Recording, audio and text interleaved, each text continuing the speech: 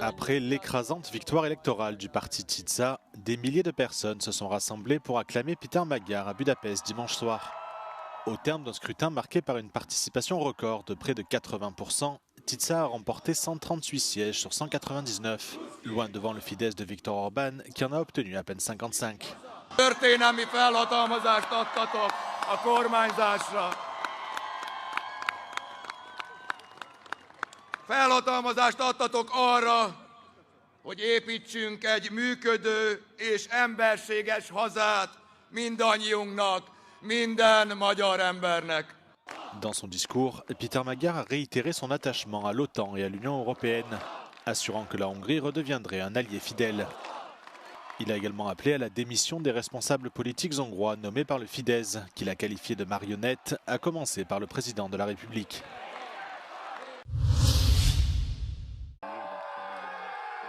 Pari réussi pour Péter Magyar. Après plusieurs mois de campagne à couteau tiré, son parti TISA a remporté près des 2/3 des votes lors des législatives hongroises ce dimanche, mettant ainsi fin à près de 16 ans de démocratie illibérale de Viktor Orbán. Une victoire accueillie avec joie et euphorie à Budapest. Rassemblés sur les places publiques, équipés d'écrans géants pour suivre le décompte, les électeurs se sont immédiatement laissés emporter par l'ambiance festive après l'annonce des résultats officiels. Ce jeune primo-votant affirme que ce scrutin restera à jamais gravé dans sa mémoire. Nekem ennyi szülinapomon nem szoktak írni, úgyhogy lehet a Magyarország szülinapja többieknek fontosabb, mint az enyém, de rengetegen írtak. Volt, aki mondta, hogy nem lát a könnyeitől, megértem. Úgyhogy igen, szerintem mindenki érzi ezt most. La foule a poussé un cri de soulagement lors de l'annonce des résultats officiels. Nem mertem beleélni magamat ebbe, de most örülök, nem tudom, hogy mi lesz, de próbálok így nem gondolkozni, csak így, hát egy ilyen fellélegzés, amit érzek, leesett egy kő a szívemről, és igen. De nombreux électeurs ont affirmé avoir pris un jour de congé ce lundi pour pouvoir pleinement profiter de la fête qui a continué jusqu'au petit matin.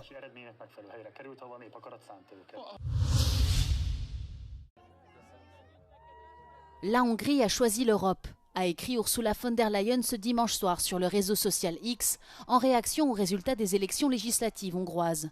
La présidente de la Commission européenne a déclaré que de son côté, l'Europe a toujours choisi la Hongrie et que l'Union européenne se trouvait renforcée.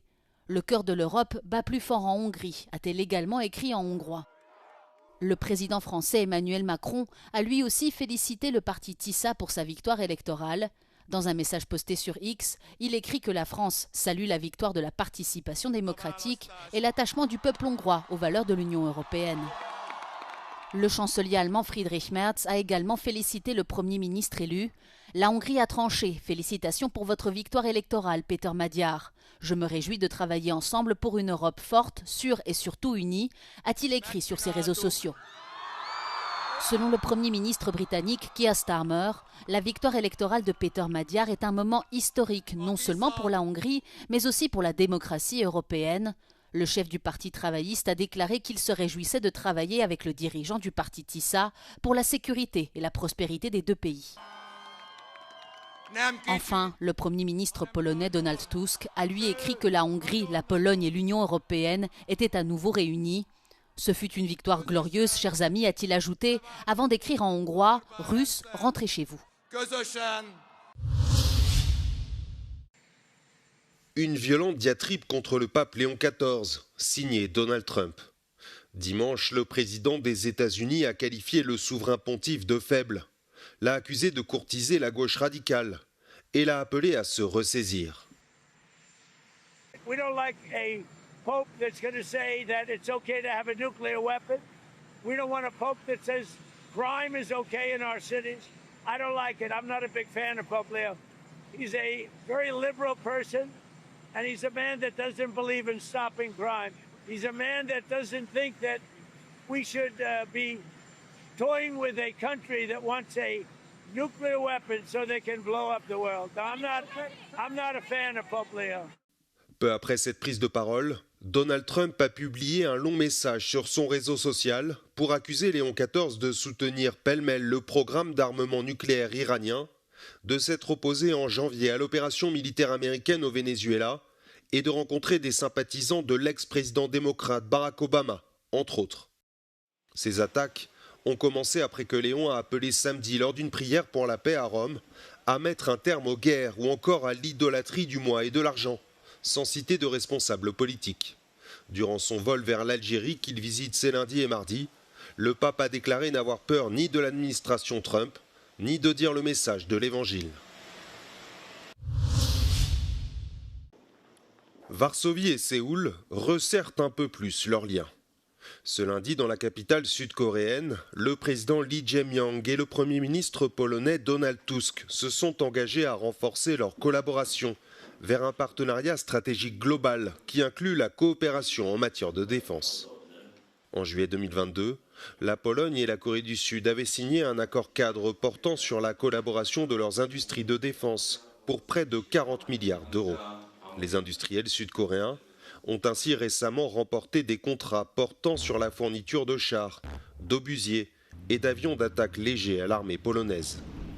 Selon le président sud-coréen, le partenariat conclu avec la Pologne ne se limite pas à des ventes d'armement, mais inclut aussi des transferts de technologies et des formations.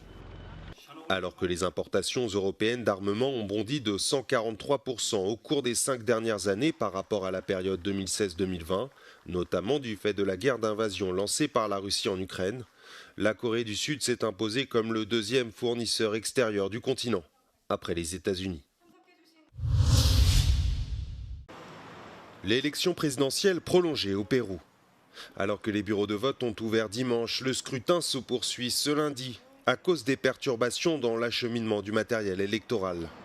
Quelques 63 000 électeurs sur les 27 millions appelés aux urnes n'ont pas pu voter dimanche pour élire président et parlementaires. La journée a été marquée par de longues files d'électeurs devant les centres, ainsi que par des accusations de fraude non étayées. Au total, 35 candidats se présentent au scrutin présidentiel, un nombre record.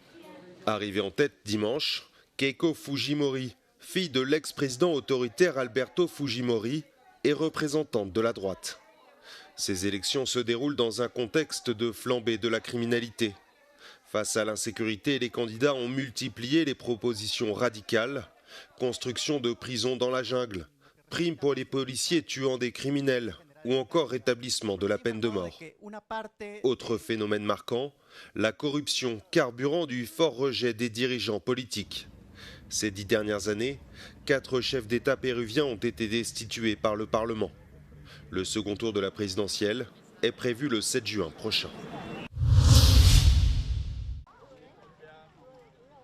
Chaque printemps, les centaines de cerisiers en fleurs de Berlin attirent de plus en plus de visiteurs.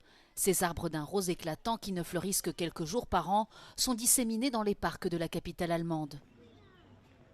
Sehr schöne Blumen. Ja. Heute Sonntag, ja, ich keine arbeiten, was hier gucken, schöne Blumen gucken, ja.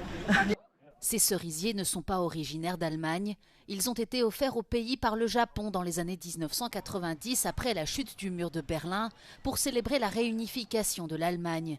Les premiers arbres ont été plantés près du pont de Glienicke, ancien passage entre Berlin-Est et Ouest. Un trésor du cinéma oublié dans une malle depuis plus d'un siècle. Bill McFarland était loin de se douter du secret que contenaient les bobines en noir et blanc qui prenaient la poussière dans le grenier familial.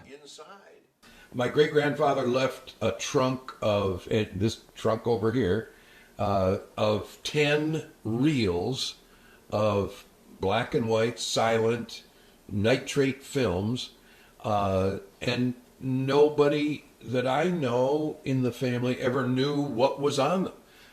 Il a alors fait appel aux archivistes de la bibliothèque du Congrès de Culpeper en Virginie. Le début d'un long processus de restauration et d'identification des pellicules, très endommagées par endroits. Finalement, le verdict tombe, l'une des bobines contient un film perdu de Georges Méliès. Intitulé Gugus et l'automate, ce film de 45 secondes a été réalisé en 1897. 2 ans seulement après la première projection cinématographique des Frères Lumière. So he starts looking, and George recognized George. He's like, oh, that's George. And then he saw the star on the pedestal, and so he took a photograph, and we sent it off to an expert, and within the day got back to us saying that, congratulations, you found a lost Méliès film. Georges Méliès est né en 1861 dans une riche famille. Mais peu intéressé par le commerce de chaussures de son père, il délaisse l'entreprise familiale pour se consacrer à la magie. Fasciné par le cinématographe, Georges Méliès réalisera ensuite plus de 520 films, dont le célèbre Voyage dans la Lune, l'un des premiers films de science-fiction. Il est largement considéré comme le précurseur des trucages au cinéma. One day, the legend goes, one day he was shooting a parade and his camera jammed. So he had to stop and get the film freed, and then he continued shooting. And when he got his film back and he watched it, the parade was moving along, and it was like soldiers parading along, and all of a sudden, right in the middle of the shot, it switched to a hearse going by. And he realized that by stopping the camera and starting again, he could create this effect, this sort of time effect. Enfin sorti de l'ombre, le film Gugus et l'automate est désormais disponible sur le site de la Bibliothèque du Congrès.